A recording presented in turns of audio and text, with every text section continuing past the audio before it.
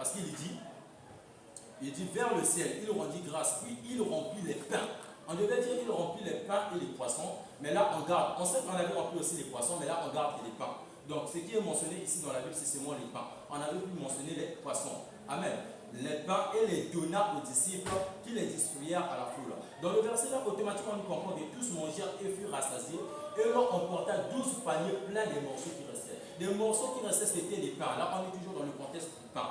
Alors, la Bible déclare dans Jean 6, 35, je suis le pain de vie. Celui qui vient en moi n'aura plus faim. Donc là, on croit que le pain qu'ils avaient mangé, ce n'était pas le pain ordinaire, mais c'était la parole de Dieu. Amen. C'était la parole de Dieu. Mais il a donné ça aux disciples pour que les disciples puissent distribuer. Donc la parole de Dieu, ce n'est pas Dieu qui descend pour venir distribuer la parole de Dieu, ou encore annoncer la parole de Dieu. Mais c'est nous les disciples qui doivent annoncer la parole de Dieu. Amen.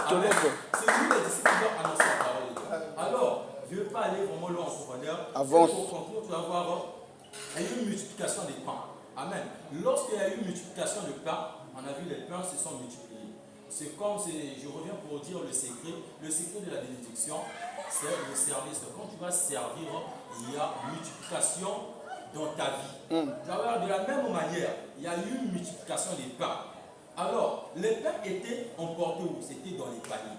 Amen. C'était dans les paniers. Donc, les pains symbolisent la parole de Dieu. Mais qu'est-ce qui était en train d'emporter, de ramener les pains? C'était les paniers. Amen. Donc, ici, les paniers sont toi, c'est toi et moi.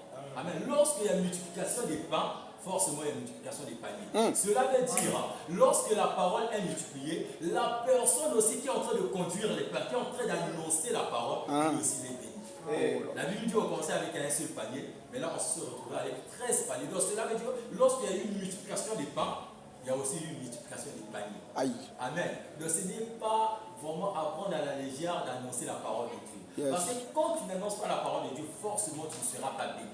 Je t'assure, ici on vient de voir comment il y a eu une multiplication. C'est parce que les disciples ont distribué. Amen. Donc c'est pour ne pas aller tellement long, je vais m'arrêter par là. Que Dieu vous bénisse.